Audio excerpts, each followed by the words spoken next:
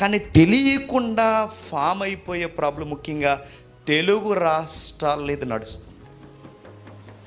బయట రాష్ట్రాలకు వెళ్ళి మనం సువార్త చేస్తున్నప్పుడు వాళ్ళు మనకి ఇచ్చే మాట ఏంటి చెప్పిన, మీ ఏపీలో మీ తెలంగాణలో హీరో వర్షిప్ ఉంటుంది అన్నారు. హీరో వర్షిప్ అంటే పాస్టర్ గారిని కూడా హీరోలా చూస్తారు. ఇక్కడ politician hero, cinema actor hero, చివరికి చెప్పండి సేవకులు కూడా హీరో. మీరందరూ ఆ సంఘానికి ఎందుకు వెళ్తారంటే ఆయన మా పాస్టర్ గారు, అక్కడికి వెళ్తాము అంటారు. ఈ సంఘానికి ఎందుకు వెళ్తారంటే ఈయనయే వింటామండి, ఇంకెవ్వరే వింటామండి. మై హీరో, మేము జేమ్స్ గారిని ఫాలో అవుతాం, ఇంకెవరిని ఫాలో. ఎందుకు? James my hero. ఇలా గొట్టం బ్యాచ్లన్నీ తయారయ్యాయట, గాలి గోపురాలన్నీ తయారయ్యేవాటిన్నారో చూడండి. క్లోయ ఇంటి వారు వాళ్ళు నాకు తెలిసింది, వాళ్ళు నాకు ఇన్ఫర్మేషన్ ఇచ్చారు. ఆయన అంటున్నాడు, ఒకడు అపోల్లో వాడను, మరి ఒకడు పౌలు వాడను, మరి ఒకడు కేఫా వాడను, మరి ఒకడు క్రీస్తు వాడనని చెప్పుకొనుచున్నారని ఆయన చెప్పిన ఇన్ఫర్మేషన్లో నా తాత్పర్యం ఎస్ఆర్నో అన్నాడు. ఎస్ఆర్. వాళ్ళు చెప్పిన మాటలను బట్టి నాకు సారం అర్థమైపోయింది, తాత్పర్యం అర్థమైపోయింది. బ్యాచ్లు ఫామ్ అవుతున్నారంటే ఏంట్రా అని అడిగాడు. క్రిస్టియానిటీలో పార్టీలు కట్టడం ఏంట్రా, ఇటు ఈ రకం కూడా ఉంటారంటే ఉంటారు. బాధాకరమైన విషయం చెప్పినా, ఎలక్షన్ దగ్గరకు వస్తున్నాయి. ఒకరోజు ఒక ఊరు వెళ్ళాను నేను. ఊరి పేరు అడగకండి, బ్రేకులో కూడా అడగకండి. ఎందుకంటే మనకి ఎలాంటి అనగానే చెవులు డింగ్ అని పెద్ద అయిపోతాయి, కార్టూన్లు పెద్ద అయిపోయినట్టు. ఆ ఊరు వెళ్తే ఫస్ట్ డే మెసేజ్ చెప్పాను, కొంతమంది వచ్చారు. నెక్స్ట్ మెసేజ్ చెప్పాను, మరి కొంతమంది కొత్త వాళ్ళు వచ్చారు. నిన్న వచ్చిన వాళ్ళు ఈరోజు వచ్చిన వాళ్ళు నిన్న రాలేదు. కనివిన్నారని అడిగారు, నిన్న మొఖాలు వేరు, ఈరోజు మొఖాలు వేరు వయ్యమ్మ అని అడిగారు. నేను అడిగినప్పుడు చెప్పారు, వాళ్ళు టీడీపీ వాళ్ళు, వీళ్ళు వైసీపీ వాళ్ళు. ఇటు సంఘంలో కూడా వైసీపీ టీడీపీలు ఉంటాయంటే ఉంటాయి. వాళ్ళు ఎవరో ఈ ఎలక్షన్ మూమెంట్లో మన వీడియో తెగదిప్పుతున్నారు. ఆ వీడియో ఏంటి చెప్పినా, ఎప్పుడో అన్నా నేను మెసేజ్లో, రాజధాని లేని రాష్ట్రం మాందే అని. ఆ జనసేనలు, టీడీపీ వాళ్ళు అందరూ మన వీడియో సూపర్ చెప్పారు, పాస్టర్ గారు సూపర్ చెప్పారు నేను అడుగుతున్నాను. మనం ఏదో వైసీపీకి వ్యతిరేకం అన్నట్టు ఇలా కూడా తయారవుతారంటే తయారవుతారు. ల్యాక్స్ ఆఫ్ వ్యూస్ వెళ్తున్నాయండి ఆ వీడియోకి. మరి అసలు నా వ్యూ వేరు, నా ఉద్దేశం వేరు. కానీ ఇప్పుడు వైసీపీకి వ్యతిరేకంగా వీడియో తిప్పుతున్నారు. చూడండి, మనకు వైసీపీ కాదు, టీడీపీ కాదు, జనసేన కాదు, బీజేపీ అసలే కాదు. మన ఉద్దేశాలు వేరు, మన గలం వేరు. ఇలాంటి ఉద్దేశాలు ఈరోజే కాదు, కొరింథీ సంఘంలోకి వచ్చేట. ఆ సంఘంలో మాట్లాడుకుంటున్నారట. ఎవరు చెప్పారు ఈయనకి ఇన్ఫర్మేషన్ అనగానే అందరూ కలిసి బహుశా ఎవరి మీద పడిపోయి ఉంటారు చెప్పండి. లోయ అని ఉంటారు. పౌలు ఎలాంటి చెప్పినా, నాకు తెలిసిందిలే అండో, తెలిసిన వాళ్ళ పేరు కూడా చెప్తాడు.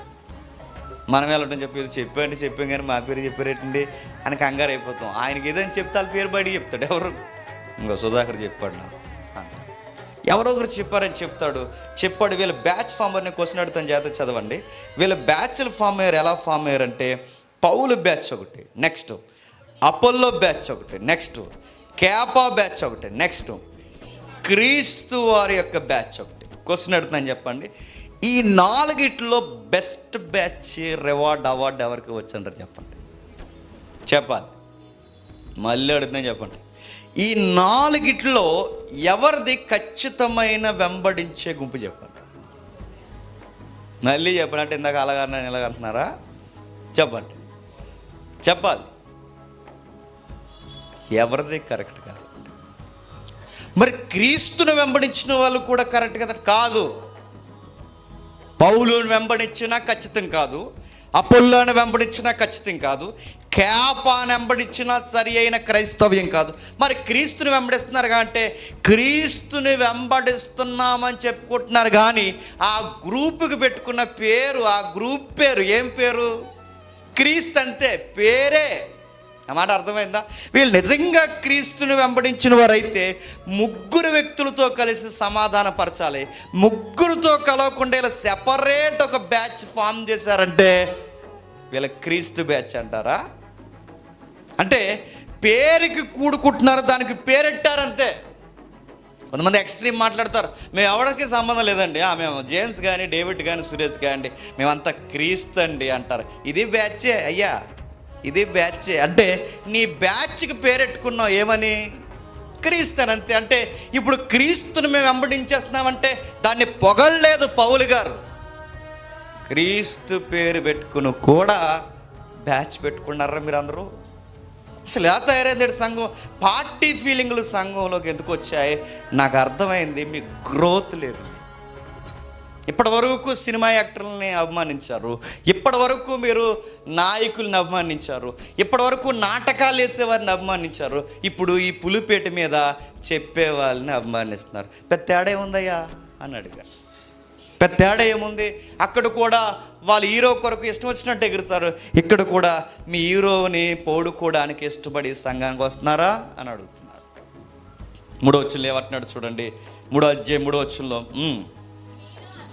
మీలో అసూయ కలహము ఉండగా మీరు శరీర సంబంధులే, మనుష్య రీతిగా నడుచుకుని వారు కారా.